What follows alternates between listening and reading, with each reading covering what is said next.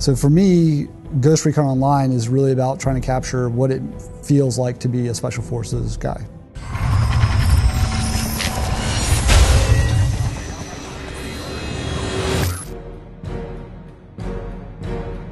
For Ghost Recon Online, we set out from the get-go to create a game that focuses on team play. And when I say focuses on team play, we as designers focus on making team play easy.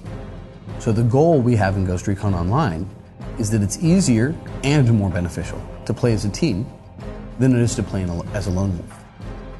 And I think what we've achieved in Ghost Recon Online that is a bit different from everyone else is this whole idea of accessible team play. It's the feeling of playing in a team, the feeling you have from when you're coordinated with your teammates and you achieve something, but without actually having to go through the paces of quitting your job or skipping school, to be practicing with clanmates 24 hours a day, be coordinating and drawing maps on the board of how are you going to approach the map. How do you, the question we ask ourselves is how do we bring that feeling from people who played in really hardcore clans and make that accessible to anyone, whether they're jumping in for an hour or whether they're jumping in for the whole day. Each character class has two different abilities that they can switch between during the game. Each of these abilities has key strategic and tactical differences in how they can be applied. Some are more offensive, some are more defensive. By using these abilities, players can affect the outcome of the match at critical moments and help their teammates. Oftentimes, for example, the Assault character, one of his abilities is the Blitz Shield. He pulls this shield out, he runs, his exoskeleton powers up, and he runs very quickly with a great deal of force through enemy combatants, knocking them to the ground and temporarily disabling them. We've already seen in our closed beta that other players will fall in line behind that blitzing player and clean up the bowling pins he's knocked down. Now this is just one example, but it's how we try to craft our abilities and our key gameplay elements to encourage and make it easy for people to work together. And we've always had this idea in our head that we wanted to bring Ghost Recon back to its roots, which were originally on the PC platform, where even today, there's fan sites and forums of people who are still playing the original game.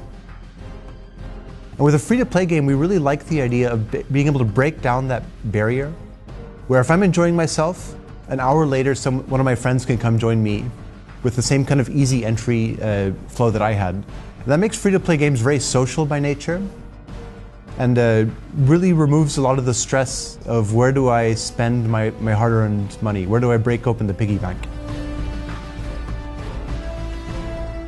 I know I've been making games for years for different platforms, but I myself, at my heart, I am a PC gamer. Playing Descent and Quake in the old days.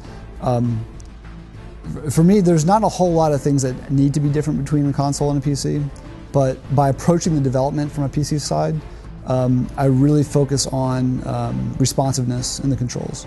So while a lot of people think of third-person shooters as clunky, but they look good, they sell this thing, we actually have a really good-looking third-person shooter that that is really fluid and responsive to your motion. So it actually plays a lot like a first-person shooter.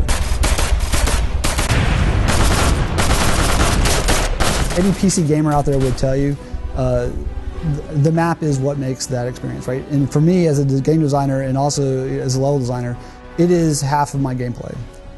So we're not trying to create 10 different game modes for one map. Right now we're focused on one map, one game mode, one flow that really is good and supports that.